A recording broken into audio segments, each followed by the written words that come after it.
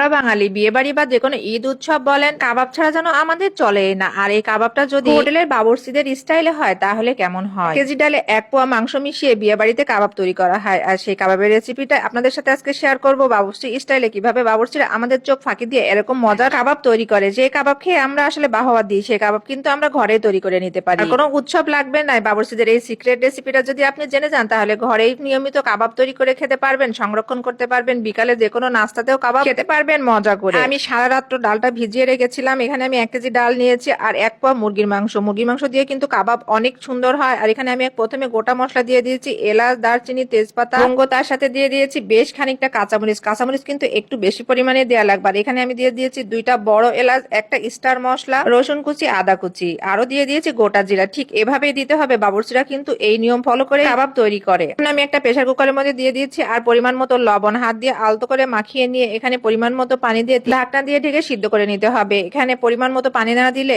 ডালটা কিন্তু নরম হয়ে যাওয়ার সম্ভাবনা থাকে। আর এখানে পরিমাণ মতো পানি দিয়ে আমি 3টা সিটি দিয়ে মিডিয়াম হিটে রেখে সিদ্ধ করে নিয়েছি। প্রেসার কুকারে একটা সিদ্ধ করার মজা হচ্ছে অল্প সময়ের মধ্যে সিদ্ধ করে নেওয়া যায়। আমি সিদ্ধ করে নেওয়ার পরে যে একটা পানিটা ছিল সেটা টানিয়ে নিয়েছি আর একদম শুকনো করে নিয়ে কিন্তু ডালটা বাড়তে হবে। আর এই মাংস মিশানোর পরে আমি কোনো কিছুই ফেলবো না, শুধু শুকনা মশলাগুলো এখান থেকে ফেলে দিয়ে আমি বেটে নিয়েছি। আর এখানে আমি ব্যবহার করব বাজারে রেডি কাবাব মশলা। 1 কেজির জন্য একটা প্যাকেটই যথেষ্ট। এখানে আমি 1 কেজি ডালের জন্য একটা প্যাকেটের কাবাব মশলা সম্পূর্ণ দিয়ে দিয়েছি। আরো দিয়ে দিয়েছি এখানে পেঁয়াজের বেরেস্তা। এখানে আমি ডিমটা একটু স্টাইল করে ভাঙতে গিয়েছিলাম, দেখেন আমার ডিমের কি অবস্থা হয়ে গেছে। আমি 1 কেজি ডালের জন্য এখানে 4টা ডিম ব্যবহার করেছি। এটা অবশ্যই রুম টেম্পারেচারে হতে হবে। এখানে আরো একটা ডিম আমি পরে ব্যবহার করেছি, সেটা আপনাদেরকে আমি দেখিয়ে দিচ্ছি কিভাবে আমি ব্যবহার করেছি। আর এখানে আমি দিয়ে দিয়েছি 1 চামচ পরিমাণ কর্নফ্লাওয়ার। উঁচু করে 1 চামচ কর্নফ্লাওয়ার দিয়ে আমি এভাবে মাখিয়েছি। এই পর্যায়ে কিন্তু আমার ডালটা বেশ খানিকটা শক্ত ছিল। ডালটা কিন্তু একটু নরম হতে হবে, নরম না হলে পরবর্তীতে কাবাবটা খেতে কিন্তু ভালো লাগবে না। এই পর্যায়ে আমার মনে হচ্ছে একটু শক্ত আছে, তার জন্য আমি আরেকটা ডিম ব্যবহার করেছি। টোটালে 1 কেজি ডালে আমি 5টা ডিম ব্যবহার করেছি।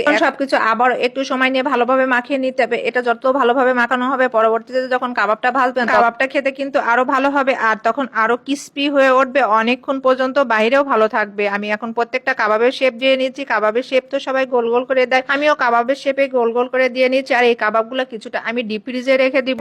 ধরেই আমি ডিপ ফ্রিজে রেখে দেবো। যখন এপাশ ওপাশে বরফটা ভালোভাবে জমে যাবে তখন বক্সে রেখে দেবো। ইচ্ছা মতো বিকালে নাস্তায় বের করে ভেজে দিতে পারবেন। মেহমান আসলে আপনি এভাবে কাবাব তৈরি করে রাখবেন, মেহমানদারি করতে পারবেন। কাবাবটা ভাজার সময় একটা জিনিস অবশ্যই খেয়াল রাখবেন, এটা একটু ডুবো তেলে ভাজার চেষ্টা করবেন। ডুবো তেলে ভাজলে কাবাবটা খেতে বেশি ভালো লাগে। কিছুটা কাঁচা কাবাবই বরফ জমিয়ে ডিপ ফ্রিজে সংরক্ষণ করবো, আর কিছুটা হালকা ভেজে এটা আমি আমার ছেলের হোস্টেলে পাঠাবো। ভাজা কাবাবগুলো আমি ডিপ ফ্রিজে সংরক্ষণ করবো, ও ইচ্ছা মতো বের করে বিকালের নাস্তায় হালকা করে ভেজে নিয়ে খেয়ে নিতে পারবে। এভাবে কম খরচে কম মশলা কাবাব কিন্তু খেতে দারুণ লাগে। সাদা ভাত বা সসের সাথে সবটাতে খেতে কিন্তু বেশ ভালো।